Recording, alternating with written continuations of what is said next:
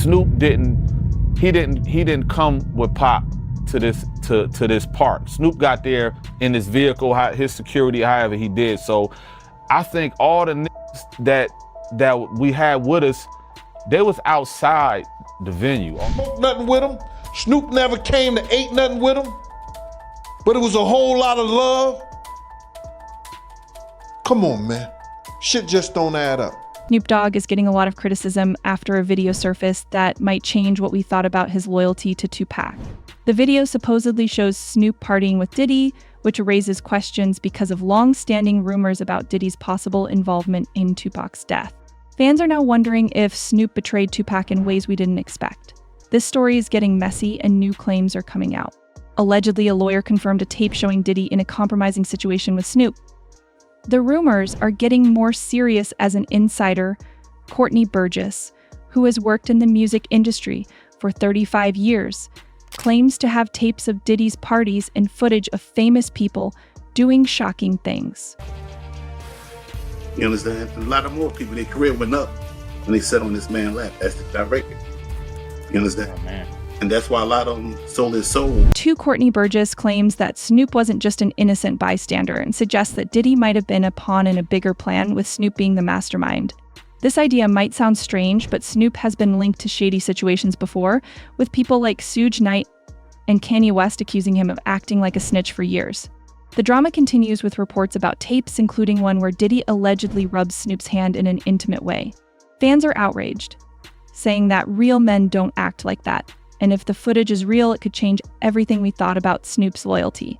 In a shocking phone interview, Suge Knight, speaking from prison, dropped bombshells about Diddy, Snoop, and Jay-Z, claiming that Diddy's actions are part of a much darker and long-standing tradition in the music industry passed down by powerful people in the business. First of all, you got to start with the top. You're starting with the top. Clyde Davis, Russell Simmons, Andre Arell. Didn't stop with just Diddy. He also mentioned Snoop and Jay-Z, claiming they weren't innocent bystanders but were involved and knew what was going on, yet chose to support Diddy instead of stopping it. He also made a shocking claim about a supposed boiled egg test, which he says is an initiation ritual in the music industry.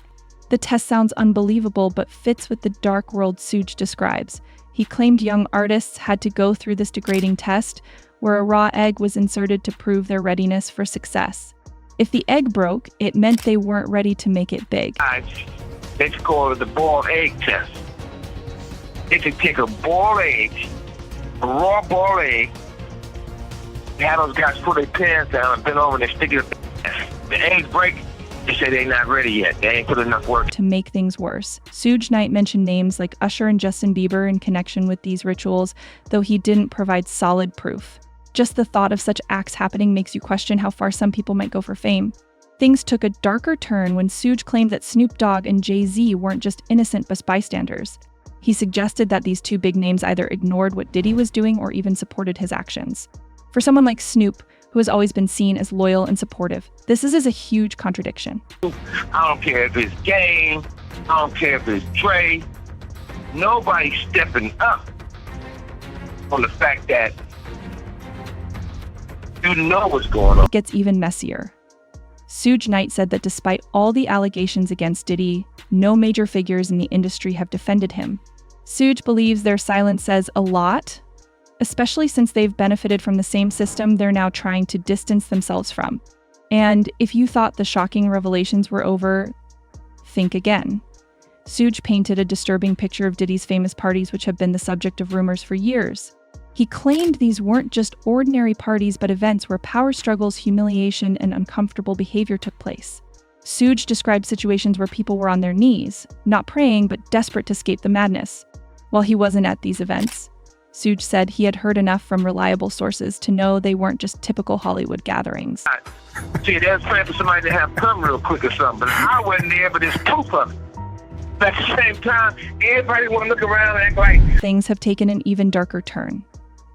According to Courtney Burgess, Snoop Dogg allegedly knew everything happening behind the scenes with Diddy and was even caught on tape in compromising situations. During an interview on The Lionel B Show, Burgess revealed that Kim Porter's memoir contained several X's, which reportedly referred to explicit videos involving Snoop Dogg and Diddy. If this is true, it suggests that Snoop wasn't just a bystander, but an active participant in Diddy's secret world. Everybody in the industry know I'm not scared. I'm not scared of Haitian Jack. I'm not scared of Snoop. I'm not scared of Game. You understand? But that's not all. Courtney Burgess also accused Snoop of being a snitch for the LAPD, claiming that none of the charges against him ever stuck, and he somehow managed to walk free without any legal paperwork being filed. He described Snoop as a double agent working for both record labels and law enforcement, navigating the complicated world of fame and street credibility. Burgess pointed out specific incidents like Snoop's high-profile murder trial, where despite serious charges, Snoop was released quickly without the usual legal process. This claim sparked debates online, with fans wondering if Snoop's relationship with law enforcement helped him avoid accountability. As for how this connects to Tupac, things get messier. Tupac was known for being real about his street life and loyalty, and if Snoop was allegedly cooperating with law enforcement, this could have caused tension between them. Tupac, who valued authenticity, might have seen Snoop's actions as a betrayal, not just to him but to everything they stood for.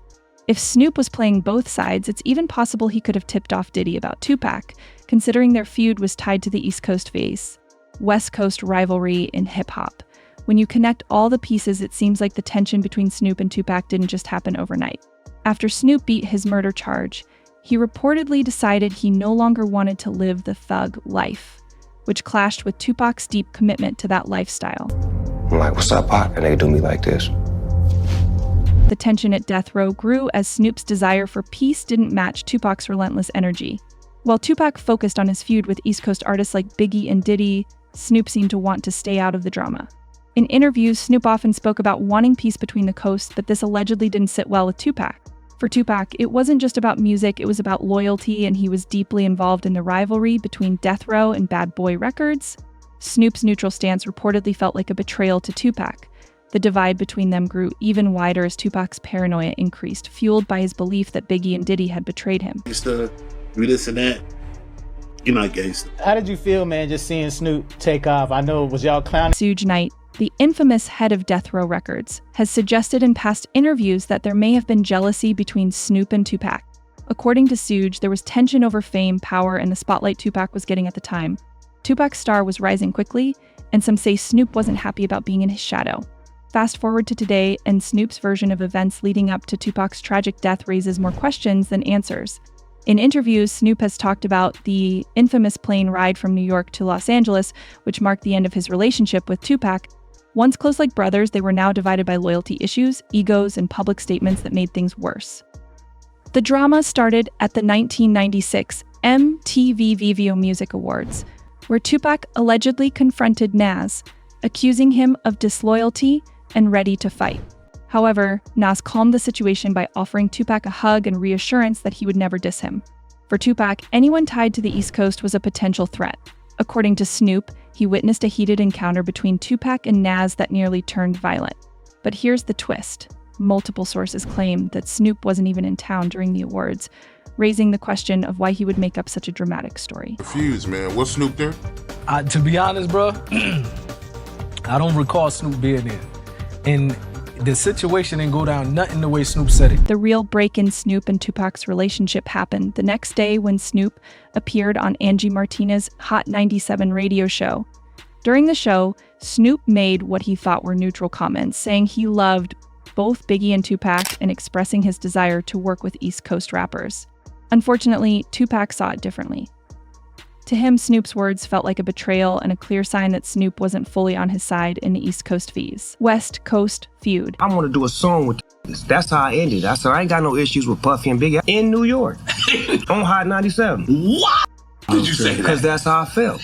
They tried to get me to not like Puffy and Biggie while we was in the middle of the Death Row Bad Boy. The real break in Snoop and Tupac's relationship happened the next day when Snoop appeared on Angie Martinez's Hot 97 radio show. During the show, Snoop made what he thought were neutral comments, saying he loved both Biggie and Tupac and expressing his desire to work with East Coast rappers. Unfortunately, Tupac saw it differently. To him, Snoop's words felt like a betrayal and a clear sign that Snoop wasn't fully on his side in the East Coast West Coast feud. Go to the airport, my security walking with me, Suge like, hold up, they can't roll. They gotta catch a regular flight. This wasn't just about hurt feelings. Snoop later admitted that he felt so unsafe on that flight that he armed himself with a knife and fork, hiding them under a blanket as makeshift weapons. For someone who was such a key figure in death row, the fact that he felt the need to prepare for self-defense says a lot about the troubled state of his relationship with Tupac and Suge Knight's crew at the time. So I walked to the back of the plane, give me a blanket, grab me a knife and a fork, put the blanket over my nose right here, my little black glasses on, and ride like this the whole flight, hoping one of them come with me so I could stab at everybody on this mother. Snoop's decision to arm himself wasn't a small thing. It showed the deep mistrust and fear that had built up between him and Tupac. Why would Snoop feel that scared unless he truly believed harm could come to him? It's a chilling detail that suggests their divide wasn't just professional, but very personal. Snoop later said he tried to make peace with Tupac during the flight, but it was too late. Tupac wasn't willing to forgive what he saw as a betrayal, and the rift between them stayed unresolved. You be seeing these interviews with Snoop speaking on Biggie. How does that make you feel? That's propaganda for the media, bro. That's something that sounds good for the media. You know, I'm the peacemaker. I'm the one that's showing love. I'm the one that's out here, you know, when everybody else is dead. It wasn't all that love until Pac was dead. Wasn't Big out at California 3-4 weeks and Snoop never saw him? Snoop Dogg, who has always portrayed himself as a loyal friend and neutral figure in the hip-hop world, shocked fans when he was seen getting close to Diddy. Diddy, who has been linked to some of the most disturbing controversies in the industry, is believed by many to have played a role in the tragic deaths of both Biggie and Tupac, and his reputation for behind-the-scenes manipulation isn't clean. So why would Snoop choose to align himself with someone like Diddy? But it doesn't stop there. Insiders like Uncle Ron, Beyonce's former bodyguard, have made shocking claims, saying that Diddy and Jay-Z orchestrated Biggie's untimely death. These aren't just rumors, but accusations that have been whispered about in the industry for decades. If Uncle Ron's claims are true, it would mean Snoop had every reason to stay away from Diddy. Yeah. They don't like Boston, man. That's one thing about us, man. We don't like Boston, man. That's what we gonna go to the game and bring this thing on home. You know, we the good luck charm. Yes. But there's more. Insiders like Uncle Ron, Beyonce's former bodyguard, have made shocking claims, saying that both Diddy and Jay-Z were involved in orchestrating Biggie's untimely death. These aren't just rumors, they've been talked about in the industry for decades. If Uncle Ron's claims are true, it means Snoop had every reason to stay away from Diddy. Jay-Z and Puffy wanted Biggie killed. Bottom line.